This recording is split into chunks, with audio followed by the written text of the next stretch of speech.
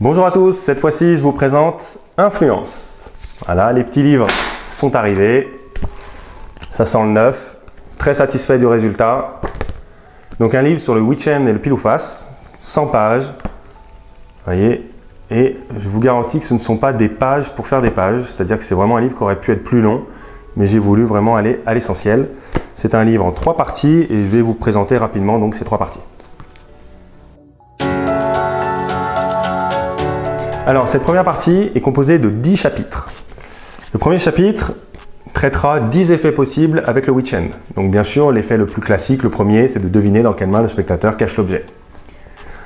On verra également dans cette partie comment réaliser la routine The Secret de Mindbox, mais sans jamais toucher la pièce. Tout se passe dans les mains du spectateur.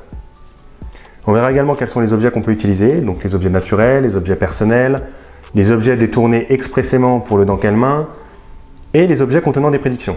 C'est-à-dire qu'on fait une série Witchen avec le spectateur, et à la fin, il constate qu'il tient la prédiction depuis le début de la routine. Là, je trouve que c'est une approche qui est assez intéressante. Ensuite, deuxième chapitre, on verra 10 méthodes impromptues. Donc forcément, vous en connaissez déjà quelques-unes, mais il y en a 3 qui sont personnelles et qui n'ont jamais été publiées. Et ensuite, on enchaîne avec 2 algorithmes qui ont la particularité d'être très faciles à apprendre. Vraiment, vous avez juste à appliquer le concept, et qui vont vous permettre de deviner dans quelle main le spectateur cache un objet de façon 100% impromptue et surtout sûre à 100%. Donc là, ce sont des méthodes impromptues vraiment très efficaces, donc je les ai mises ici pour que vous puissiez après les réutiliser dans n'importe quelle routine. Ensuite, troisième main, c'est une solution pour flinguer un spectateur qui essaierait de vous doubler en cachant la pièce dans la poche. Si jamais il le fait, vous allez pouvoir créer une situation très ludique entre lui et ses amis. Ensuite, le dé, c'est une façon d'utiliser le dé électronique pour pouvoir faire un forçage. Sans doute que vous connaissez déjà, mais si vous ne connaissez pas, vous serez content de le découvrir. C'est une astuce qui est assez efficace. Choix miroir, c'est une routine à part entière. C'est une double prédiction qui utilise le dans quelle main pour faire un forçage équivoque, mais sans ambiguïté. Voilà, je n'en dis pas plus, je sais que ça paraît paradoxal. Et ensuite, il y a un twist final avec une prédiction très facile à faire et extrêmement efficace sur le public. C'est inspiré un peu du film Matrix, mais bon, j'en dis pas plus parce que c'est un concept que j'utilise beaucoup par ailleurs. Ensuite, pile en main, identifier un pile ou face, contrôler un pile ou face. Évidemment, c'est un mélange de Witchen et de pile ou face. Et enfin, Rock the Outs, c'est le détournement d'une technique assez géniale d'un autre magicien, dont je tairai le nom pour l'instant, et qui va vous permettre de manipuler entre 20 et 30 sorties au nez et à la barbe du spectateur. Donc c'est vraiment une technique, là encore, très efficace. Donc voilà pour la première partie. Partie 2, les routines. Donc je ne vais pas toutes vous les décrire. Premier élément, je vous invite vraiment à lire les notes, parce que dans les notes, il y a toujours une variante, aussi bien au niveau de la technique, de la méthode, qu'au niveau de l'effet. Donc ça permet d'avoir d'autres pistes de travail, d'autres pistes de réflexion. Pour beaucoup de routines, il y a également un texte de présentation qui est fourni. Donc si vous n'avez pas envie de prendre le temps de vous approprier la routine, vous avez juste à apprendre le texte et après ça roule tout seul.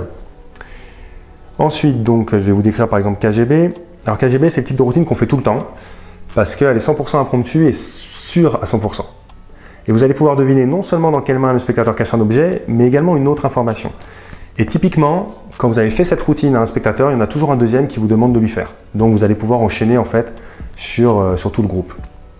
Mais si vous voulez vraiment exploiter cette routine, faites monter 4 spectateurs sur scène, ils tiennent chacun un objet personnel dans une main ou un objet imaginaire. Vous avez les yeux bandés, vous êtes capable, bam bam bam, de révéler où se trouvent les objets. Donc c'est une routine très efficace. Gyaku, c'est KGB mais plus. Tsuki, c'est 5 climax différents pour terminer Gyaku. Alors pour vous donner un exemple, la routine The Secret de Mindbox est un climax possible à la routine Gyaku. Voilà, c'est pas mon préféré, mais pour vous donner une idée.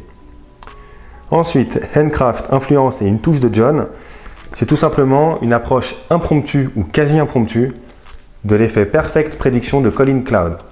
Donc c'est un dans quelle main qui va vous permettre de faire un forçage, et je le répète, de façon impromptue. Donc ça marche au téléphone, ça marche en conférence Zoom, et vous allez réellement pouvoir forcer ce que vous voulez. Donc je vous laisse imaginer un peu toutes les portes que ça ouvre.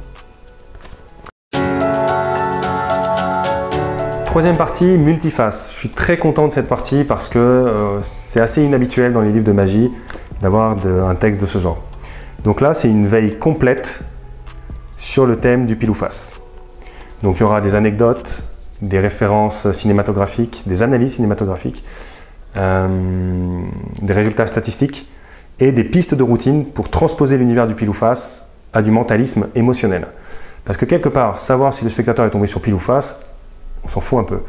Par contre, lui faire sentir le poids du choix et lui faire revivre des choix personnels comme s'il les avait joués à pile ou face, là on commence à rentrer dans une expérience beaucoup plus profonde, beaucoup plus magique et qui va vous permettre également de faire des readings. Donc là, dans cette partie, le magicien professionnel a vraiment de quoi monter une expérience assez intime avec le spectateur. La dernière partie est consacrée au calcul. Je vous donnerai donc des formules mathématiques pour calculer rapidement et facilement un nombre de sorties. Donc ça permet de gagner du temps en fait quand on veut créer sa propre routine. Et ensuite on verra comment, en faisant varier les paramètres, comment on fait évoluer les expériences Witchen pile ou face et Freewheel chair test. Ça permet de voir qu'à partir d'un certain niveau, Freewheel devient plus impossible que Witchen. Enfin, il y aura un travail sur la structure d'une séquence Witchen, permettant de donner plus de choix au spectateur, main droite, main gauche ou dans la poche par exemple, tout en ayant moins de sorties à gérer en tant que magicien. Ça peut paraître paradoxal, mais c'est possible, notamment avec le Rock the Outs expliqué en première partie. Enfin, bien sûr, on termine par des conclusions et une bibliographie exhaustive sur le Witchen et le pile ou face. Donc voilà pour ce petit livre court mais dense. J'espère qu'il vous plaira et surtout qu'il vous servira. Si vous avez des questions, n'hésitez pas et merci de votre attention.